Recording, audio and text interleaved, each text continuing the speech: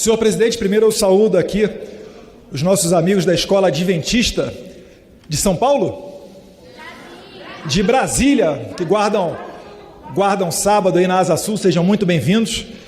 Vocês são jovens, talvez não tenham visto, mas no passado recente do Brasil, a Polícia Federal entrava na casa de políticos para pegar milhões em malas de dinheiro, tipo a do Gedel, mais de 50 milhões de reais. E hoje, Carlos Jordi, colegas gaúchos, vai à casa do ex-presidente Bolsonaro para ver se ele tem o cartão de vacina ou não. De certa maneira, eu gosto muito de ser sempre pensamento positivo, sempre olhar as coisas pelo copo cheio e não pelo copo vazio. Então, isso daí pode ter certeza, é uma medalha. Nada dá mais honra em ser filho de Jair Bolsonaro do que a perseguição covarde, vil, baixa e bizarra que a esquerda tenta imprimir contra um presidente. Se ele tivesse roubado 1 centavo dos cofres públicos, ele já estaria preso. Mas não. A Polícia Federal vai à casa dele para ver se ele foi vacinado, sendo que público e notoriamente sempre falou, Antônio de Paulo, que nunca tomou a vacina. Porém, esses que do outro lado ali na esquerda falam, Bolsonaro não comprou vacina, foram mais de 600 milhões de doses de vacinas. Todo mundo que tomou uma vacininha no braço agradece a Bolsonaro. Antes mesmo de existir a vacina, em agosto de 2020, já fez uma medida provisória de cerca de R$1 bilhão para fazer um convênio com a AstraZeneca, para que o Brasil tivesse prioridade na hora de comprar as vacinas. E não atrasou nada. A primeira pessoa vacinada no mundo foi em dezembro. A primeira pessoa vacinada no Brasil foi em janeiro.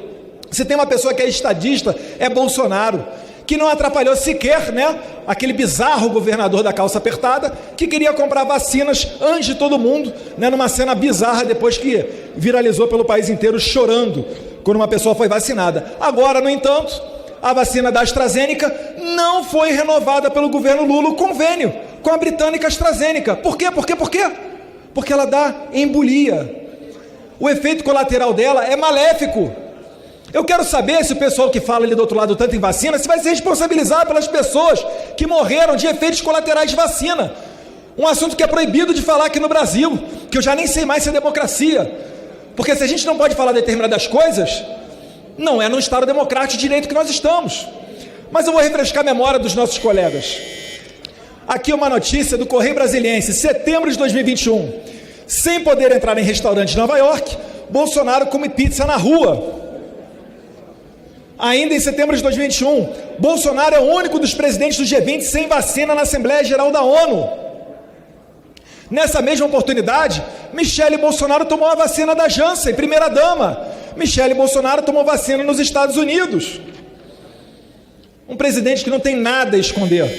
E no ano seguinte, quando retornou aos Estados Unidos, presidente, em 2022, na ONU, Bolsonaro exalta a vacinação contra a Covid, mas com um porém. O presidente diz não ter se imunizado, ressaltou a liberdade individual de cada brasileiro de se vacinar de forma voluntária. Quando a gente sabe que algo é bom para nós, a gente faz aquilo. E se os outros quiserem seguir os exemplos, que sigam. A esquerda não. A esquerda, quando ela quer fazer alguma coisa, ela quer obrigar os outros a fazerem também.